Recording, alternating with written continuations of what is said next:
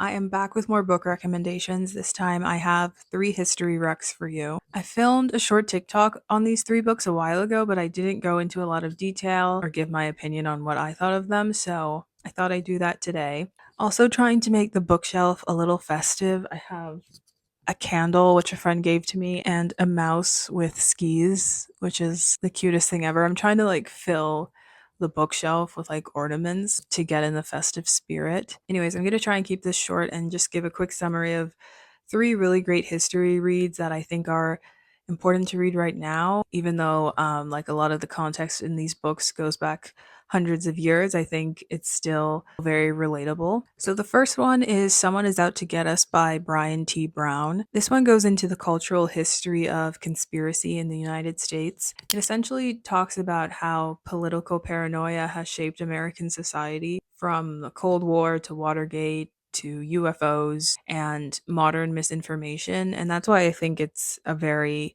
timely read. It shows how conspiracy theories can drive fear, uncertainty, and distrust. And it shows how these narratives are just deeper reflections of, um, you know, national anxieties. I really liked this book. It goes into a lot of detail. It's very context heavy, of course. Maybe if you're someone who has a lot of political and social anxieties, then maybe this is the book for you. It kind of breaks everything down and goes into detail about how the media spins their narratives and promotes fear in a lot of instances, but it also deconstructs why those tactics work. These are all very heavy. The next book is Frederick Douglass, Prophet of Freedom by David W. Blight. If you don't know, Frederick Douglass was born into slavery in 1818. He was separated from his family. He was denied basic rights, denied rights to education, but he secretly learned how to read and write, and he found that literacy was his path to liberation. He eventually escaped slavery and became a writer and a public speaker, and he was involved in a lot of political movements. Obviously, experienced a lot of brutality in the United States and abroad, but he did become one of the most influential abolitionists of his time, and he was also a big advocate for women's rights as well, apart from emancipation and civil rights. He had a lot of famous speeches and writings, so this biography is deeply researched.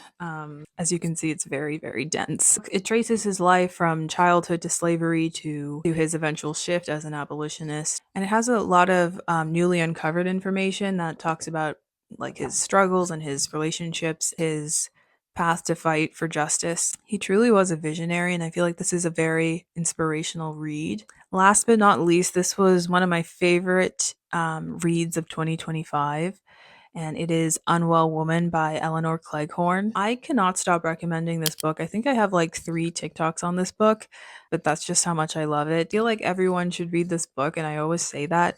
It is uncomfortable to read at times, but I feel like it's a very important read. It goes through the history of how women were treated in regards to mental and physical health. It starts in ancient Greece all the way to present day, and it addresses the history and the reasons why, bias in healthcare exists for women. It talks about some crazy procedures that were forced upon women and how female health issues were not taken seriously. And, a lot of these male doctors considered women to just be hysterical and crazy when they were talking about their health issues. Postpartum depression was not understood, and, doctors were not listening to female voices at the time.